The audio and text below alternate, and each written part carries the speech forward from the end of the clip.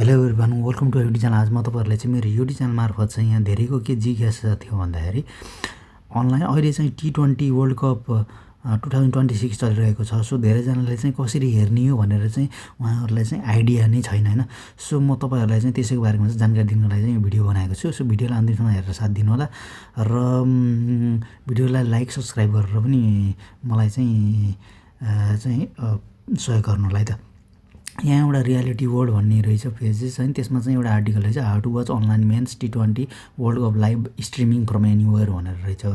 यो टाइटल यो तपाईँले चाहिँ म यसको लिङ्क चाहिँ तपाईँलाई यो भिडियोको तल राखिदिन्छु। तपाईँले चाहिँ यो हेरेर चाहिँ तपाईँले आफैले चाहिँ पढ्नु होला अलिक टाइम लिएर। अहिलेलाई म चाहिँ यसको चाहिँ मेन पार्ट चाहिँ यहाँ बताउन गइरहेको छु। यो तलपट्टि यहाँ लेखिरहेको रहेछ, you can watch the ICC men T20 world cup 2026 भनेर रहेछ होइन, live online from any using official streaming platform भनेर रहेछ। The best option depends on your country भनेर रहेछ होइन।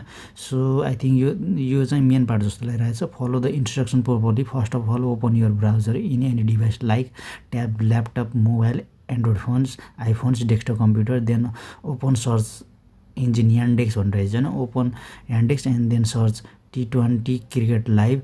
Then you will see many cricket live streaming website but you will see from this link पनि बोल्नु रहेछ। त्यहाँ तपाईँले धेरै देख्न सक्नुहुन्छ, तर चाहिँ तपाईँले यहाँ तिन चारवटा रहेछ, तपाईँले योलाई फलो गर्नु। यो तल दुईवटा चाहिँ यो स्कोरवाला रहेछ, माथिको दुईवटा चाहिँ लाइभ तपाईँले हेर्न मिल्ने रहेछ। सो यसले भन्नेअनुसार चाहिँ हामीले त्यही गरौँ है त।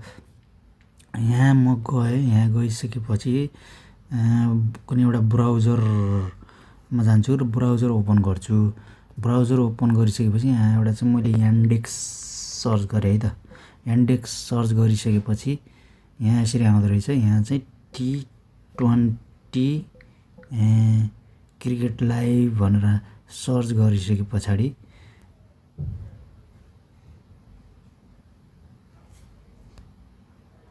Streaming online